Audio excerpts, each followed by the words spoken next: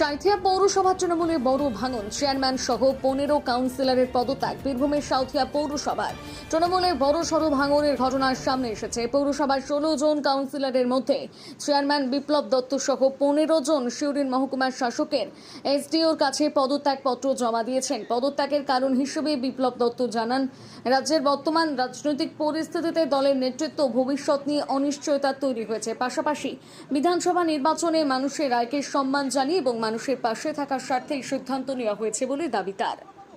এবং কাউন্সিলর দুটো পদ থেকে, আর বাকি কাউন্সিলর যারা আছে তারা আসছে, তারাও সবাই দিয়ে দিচ্ছে। কতজন পদত্যাগ?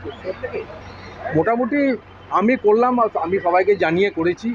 এবারে বাকিটা তো আমি জোর করে কাউকে করাতে পারি না। এবার তাদের নিজেদের মতো তারা করছে, শুনলাম নাকি সবাই করছে।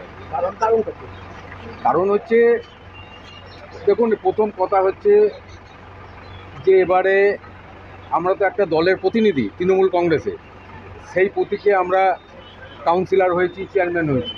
তো সেই হিসাবে এবারে যে ভোট হলো তাতে আমরা দেখলাম যে মানুষ তৃণমূল দলটাকে প্রত্যাখ্যান করেছে। আর 2 নম্বর কারণ হচ্ছে যে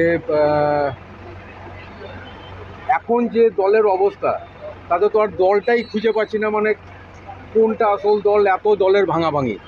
তো সুতরাং কীভাবে আমরা আমাদের থেকে টাকা যাই, তাই আমাদের এই দলীয় আমার সিদ্ধান্ত যে আমি এটা থেকে পদত্যাগ করছি। ব্যাস এই রাজ্যে দলীয় কোন দলের কারণ কি ভাঙার একটা বলতে পারবো না। ওগুলো সব বড় বড় ব্যাপার, ওগুলো বড়দের ব্যাপার। আমরা খুব ছোটোখাটো আমরা কি না না না আমি কাউকে জানি, এটা আমার পার্সোনাল, আমার ডিসিশন, আমি পার্সোনাল। বলছি রাজ্যে যে তৃণমূলের ভাঙন, তার ফলে কি ডিসিশন বলতে পারবো না।